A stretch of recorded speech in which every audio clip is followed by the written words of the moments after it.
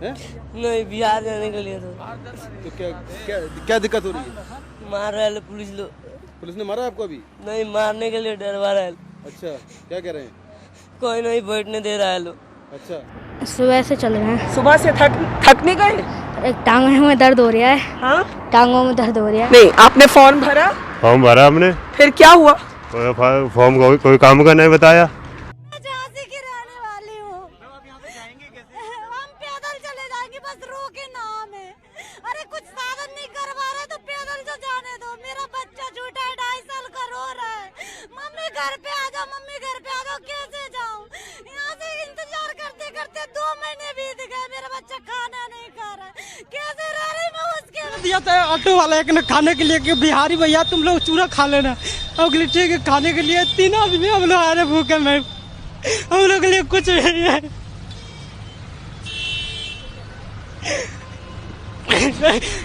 अब बोलता है सरकार की ये चीज किया, वो चीज किया, हम लोग के लिए क्या किया? गरीब आदमी के लिए कुछ भी नहीं किया। पहले जो वीडियो आपने देखा वो था 2020 का, और जो वीडियो अभी आप देख रहे हैं ये है 1947 का। भले ही इन दोनों ही वीडियो के बीच में एक लंबा फासला रहा हो, पर अगर गौर करते हैं तो दोनों में ही कई सारी समानताएं दिखती है। दिखती है लोगों में चिंता, दिखता है वो भूख से मर जाने का डर, दिखते हैं वो साहस भरे कदम, और दिखती है अपने घर या किसी सुरक्षित जगह जाने की जद्दोजहद, और दिखती है सरकारों से टूटती हुई उम्मीदें। नमस्कार, मैं उत्कर्ष डहरिया स्वागत करता हूं आपका अभिव्यक्ति पर। चर्चा करेंगे, बड़ी गहन चर्चा करेंगे, बड़ी बेबाक चर्चा करेंगे तथ्यों और प्रमाणों के साथ कोरोना की अव्यवस्थाओं पर। भारत में 2 नवंबर तक यूएसए के बाद सबसे ज्यादा कोरोना पॉजिटिव मिले हैं, पर क्या हमारा दूसरे नंबर पर होना सही है? इसे थोड़ा गहराई से समझते हैं। कोरोना का सबसे ज्यादा transmission human to human contact से होता है, और कोरोना पहले चीन से निकला और फिर पूरे विश्व में फैल गया। यानी जहां जितना ज्यादा टूरिज्म या इंटरनेशनल ट्रेवल होगा, वहां पर कोरोना का खतरा उतना ही ज्यादा होगा। ये दुनिया के शीर्ष 10 देश है वर्ल्ड इकोनॉमिक फोरम के अनुसार, जहां पर इंटरनेशनल ट्रेवल या फिर टूरिज्म सबसे ज्यादा होता है। इनमें से Spain, USA, UK, Italy, France में तो कई सारे कोरोना पॉजिटिव्स मिले हैं, पर कनाडा, स्विट्जरलैंड, जापान और ऑस्ट्रेलिया में काफी कम पेशेंट है। हालांकि इसका कारण यह भी हो सकता है कि यहाँ की जनसंख्या भी कम है, पर ज्यादातर केसेस तो इंडिया, रशिया और ब्राजील में भी मिले। पर क्या यहाँ इतना इंटरनेशनल ट्रेवल होता है? नहीं। तो आखिर क्यों इन तीनों देशों में इतने ज्यादा कोरोना पेशेंट हैं?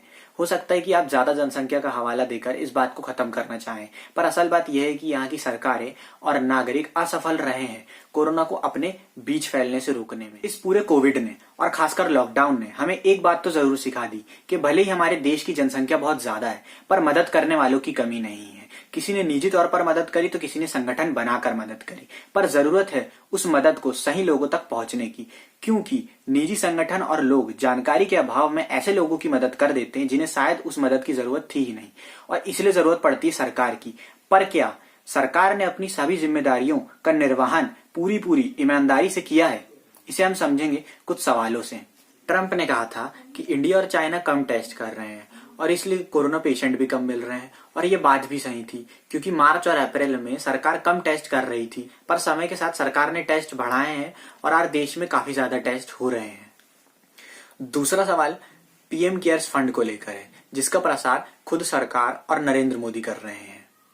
जब देश में पहले से ही एनडीआरएफ, पीएमएनआरएफ जैसे फंड हैं, तो क्या जरूरत पड़ी किसी नए फंड को बनाने की? और फिर इसकी ऑफिशियल साइट में ये लिखा है कि एक पब्लिक चैरिटेबल ट्रस्ट है, पर आरटीआई दायर करने पर यह पता चला कि ये पब्लिक अथॉरिटी नहीं है। यानी देश की जनता कभी भी ये नहीं जान सकती कि इसमें किसने कितने पैसे डाले और इन्हें सरकार कहां खर्च कर रही है, और ना ही इसका ऑडिट भारत के सीएजी के अंदर आएगा। तो आखिर देश की जनता कैसे माने कि इससे काले धन को बढ़ावा नहीं मिलेगा? फिर अगला सवाल आरोग्य सेतु ऐप पर उठता है। ये ऐप सेल्फ असेसमेंट पर काम करता है, यानी अगर आपको कोरोना है भी और अगर आप इस पे गलत जानकारी भर देते हैं तो आसपास किसी को भी ये पता नहीं चलेगा कि आप कोरोना पॉजिटिव है। और ये ऐप कई बारी काम नहीं भी करता है। दुनिया के बाकी कॉन्टैक्ट ट्रेसिंग एप्स में से ये ऐप काफी पीछे है। MIT ने इसे 5 में से केवल 1 स्टार दिया है। सरकार शुरू से ही कह रही है कि कई जगहों पर जाने के लिए इस ऐप का आपके फोन में होना अनिवार्य है, और इसे सरकार ने ही बनाया है। पर आरटीआई दायर करने पर पता चला कि सरकार यानी NIC को खुद ही यह नहीं पता है कि इस ऐप को किसने बनाया। पर जब गद्दे का कवर फटा तो सरकार ने चादर डालने की कोशिश की और बाद में कह दिया कि इसे सरकार ने ही बनाया और इस पर किसी भी प्रकार का असमंजस नहीं है। बिल गेट्स ने 2015 में ये बता दिया था कि अगर कुछ ऐसा है जो आने वाले समय में करोड़ों लोगों की जान ले सकता है तो वो परमाणु हथियार नहीं, वो कोई वायरस या फिर इन्फेक्शन होगा। पर सरकार अपने तमाम संसाधनों के साथ शायद कहीं और व्यस्त थी। कोरोना से लड़ने में 2 लॉज जिन पर सरकार सबसे ज्यादा निर्भर रही, उनमें से एक लॉ 1897 का एपिडेमिक डिजीज एक्ट है, जो इतना पुराना तो है ही, साथ ही में ये इतना छोटा है कि इसमें यह भी नहीं लिखा है कि डेंजरस एपिडेमिक डिजीज होता क्या है। हमने 22 मार्च को ताली थाली बजाई, फिर 5 अप्रैल को दिए जलाए कोरोना योद्धाओं के सम्मान में, और करना भी चाहिए, आखिर उनका काम ही इतना जोखिम भरा है।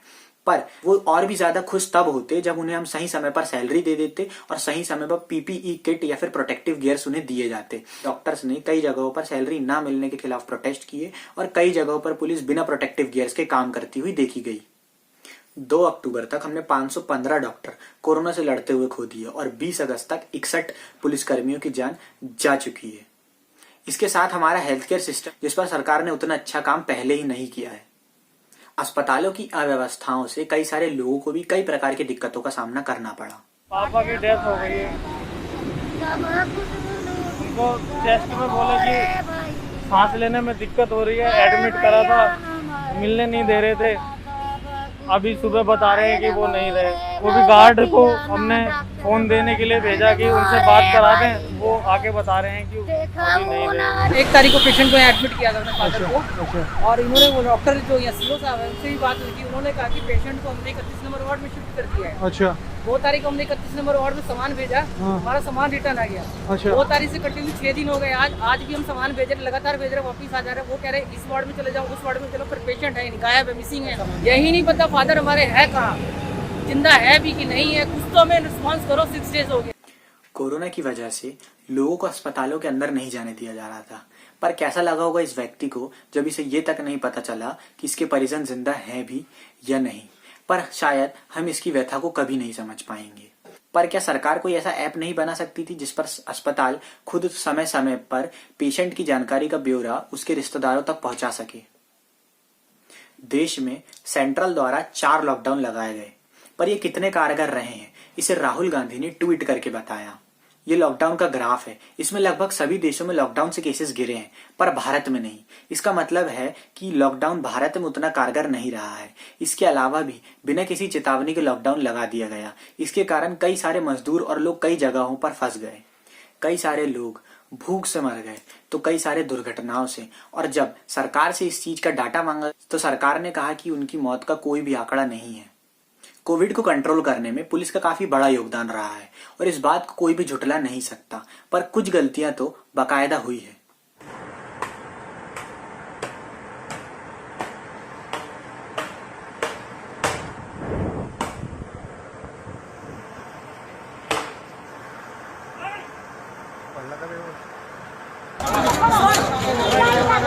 साड़ी देना मैं आज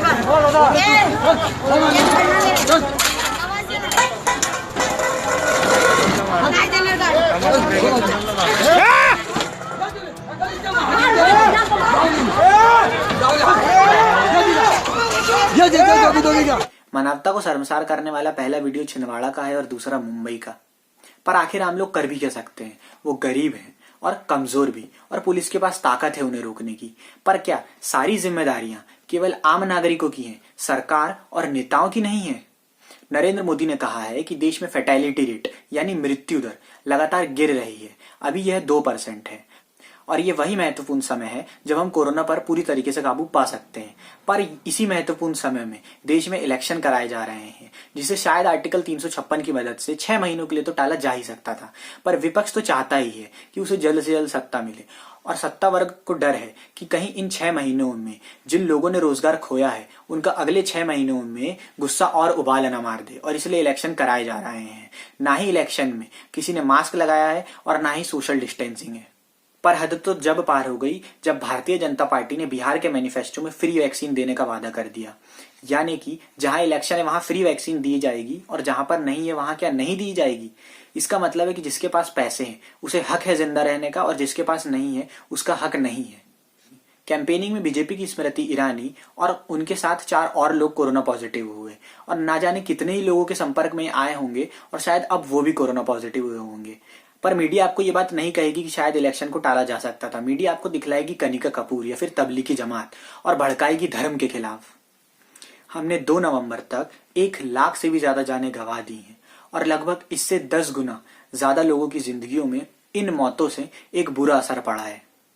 मैं खाने पीने की दिक्कत आएंगी, पैसा नहीं है, पानी की दिक्कत आएंगी, सब चीज की दिक्कत आएंगी यहाँ पर ही।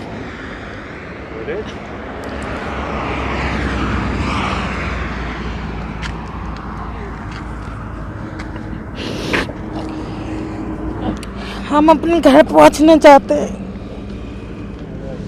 बीमारी से मरना मंजूर है लेकिन भूख से मरना मंजूर नहीं है। दिन भर में कभी 1 रोटी मिल जाती, कभी 2 रोटी मिल जाती, कभी थोड़ा सा चावल मिल जाता है, इसमें कैसे गुजारा हो? कितने साल का बच्चा है दीदी? 6 महीना की। हाँ? 6 महीना की। 6 महीना का। इसको लेके कितना पैदल चले हो आप? बहुत ज्यादा चले, 4 दिन से पहले। हाँ। तो अभी क्या फायदा इतने प्रयासों का जब हम लोगों तक सही समय पर उनकी जरूरी सुविधाएं नहीं पहुंचा पाए? और क्या फायदा उस व्यवस्था का जब कोरोना से पहले लोग भूख से मर जाएं? और क्या फायदा जब उन नन्हे पैरों को जिन्होंने अभी सही से चलना तक नहीं सीखा था, उन्हें इस तपा देने वाली गर्मी में भी मीलों चलना पड़ा? अगली बार अगर आप किसी से कहें कि कोरोना केवल हुआ है तो थोड़ा रुकिएगा और सोचिएगा कि कितने सही हैं आप अपनी तार्किक क्षमता के साथ।